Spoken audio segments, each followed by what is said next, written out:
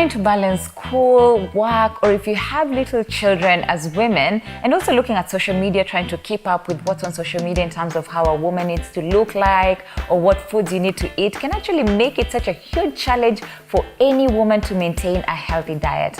Yet we know that nutrition and having a balanced diet is core when it comes to health. Hello, my name is Trisha. And my name is Nixon. And welcome to your health talk show. Well, today we get to talk about nutrition, especially for women of reproductive age or women who are just about to bear children. And well, Nixon, Yes. This is the topic that we're having today. This is a very interesting topic. I'm looking forward to it. Yes. First and foremost for mothers, pregnant mothers, so that they actually know what are the do's and don'ts for their new life as they take care of their new child.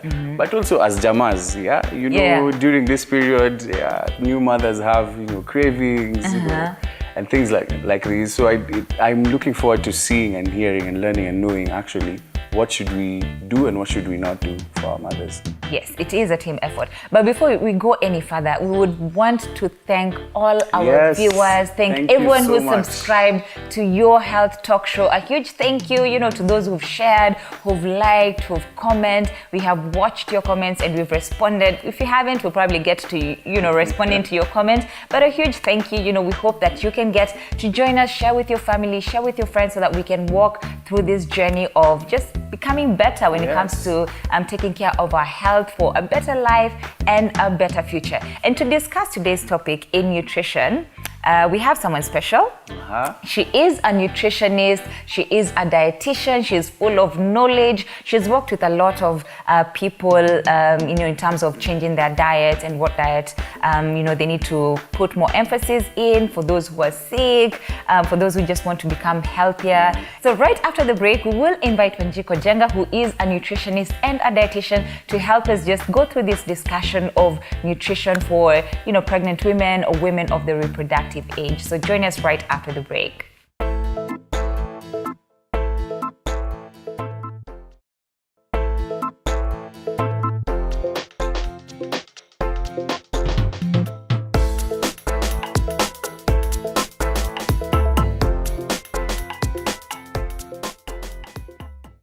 Well, karibu sana Wanjiko.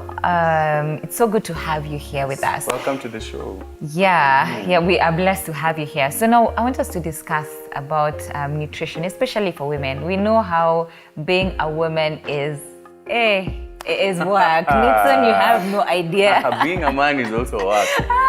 Being a man is Let me tell you, Nixon, being a woman, first of all, we deal with what? Hormonal imbalances. Pregnancy, we are the ones who carry the baby, we have to carry that weight. This fight is not fair. It's 2 against 1. We cannot win. We are very, very tough. We should respect all women. That is true. And to be honest though, being a woman it's a lot. And I know a lot of times when it comes to our health as women, nutrition plays such a huge role, So when you're talking about things like hormonal imbalances, when you're talking about stuff to do with menstruation, pregnancy, breastfeeding, like throughout the whole journey of a woman, especially from the reproductive age, nutrition is such a key component. And today I want us to just share information, for the young women who are watching us, who are, either planning to get pregnant at some point in their lives, or women who are already pregnant, and just have that discussion.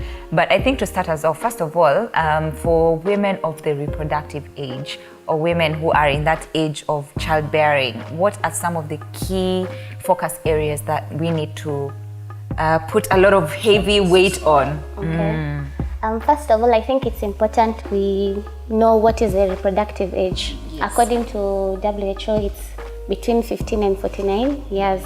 And the older you grow, the harder it becomes to get pregnant.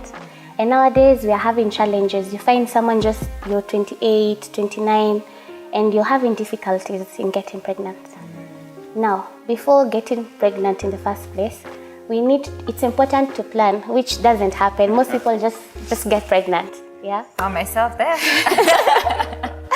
So you need to do at least 3 months before when you want to get pregnant. You need to look at your diet.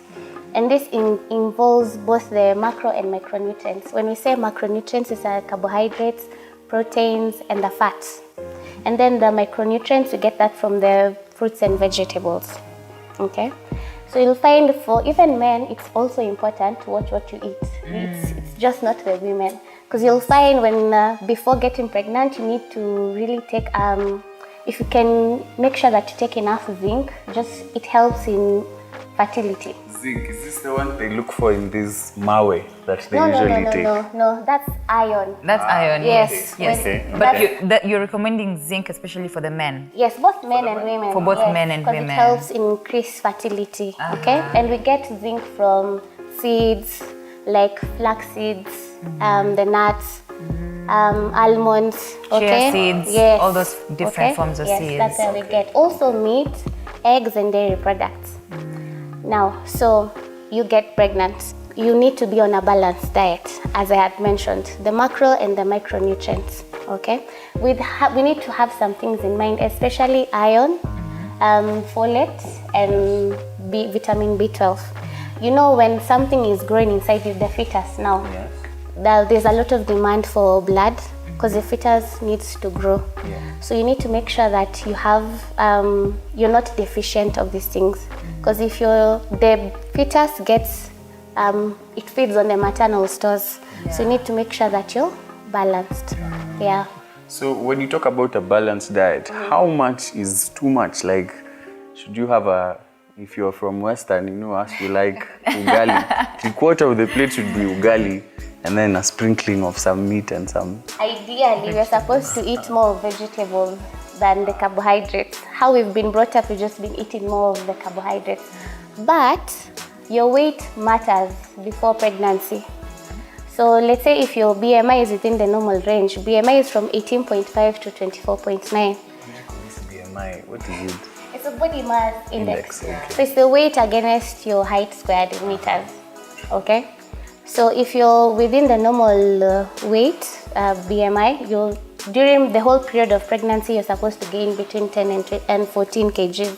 If you're underweight, you'll need to gain more weight. If you're overweight and obese, you need to gain less, like 7 kg. That's why you'll find, for those people who visit their consultants, the gyna, before pregnancy, you're told you really have to lose weight before you get pregnant. Because when you're obese or overweight, chances of having complications like preeclampsia, that's when your pressure keeps on rising. You can even end up having preterm birth.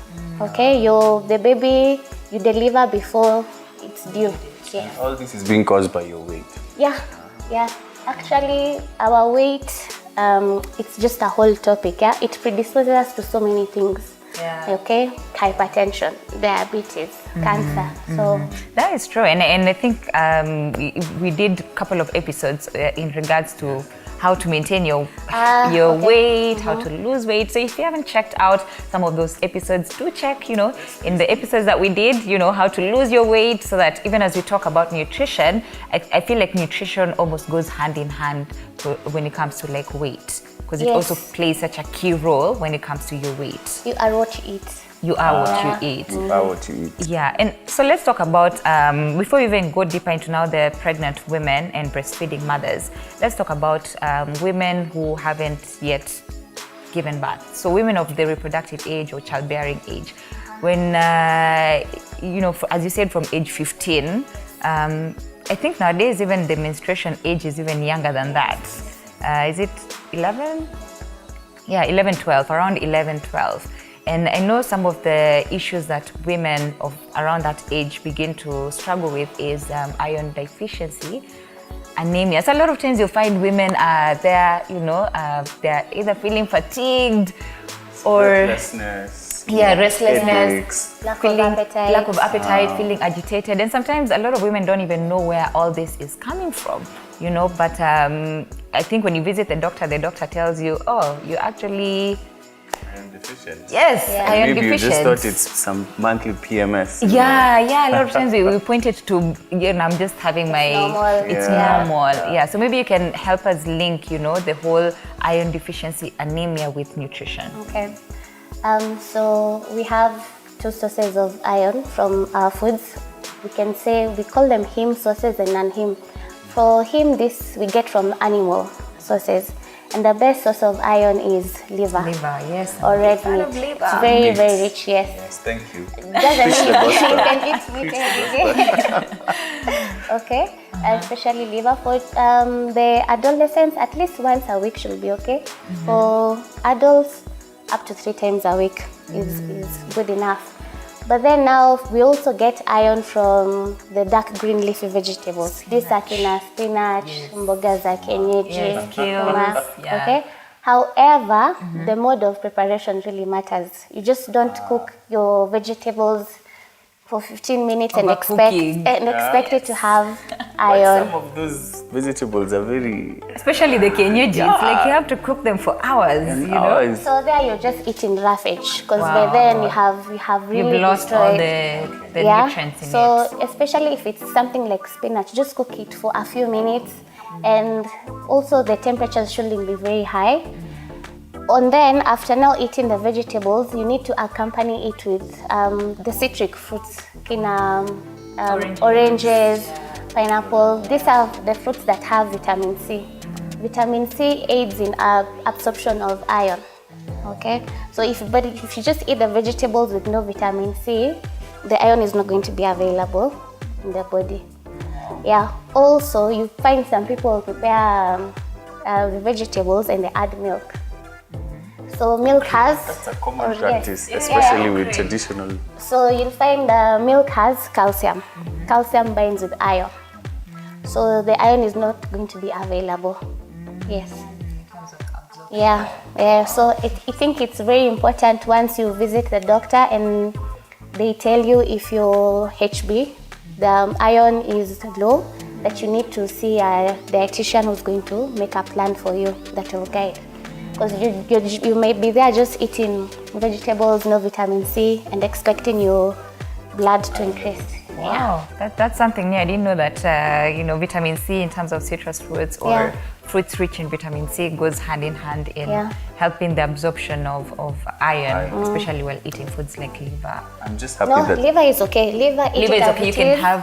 but the spinach, the vegetables, the green leafy for the vegetables, now you need to accompany it with vitamin C or now the supplements. Okay. That's why even if you put on the supplements, you're normally told don't take milk immediately. And then you'll find some people are also given the vitamin C supplement. Wow. I'm really happy that you're saying that the meat sources, don't need any added portion control. I think at the end of the day is eating in not overeating or overfeeding in that particular nutrient. Yes. Then, you go and look for that trauma. Yeah, because it also has its own side effects. Yeah.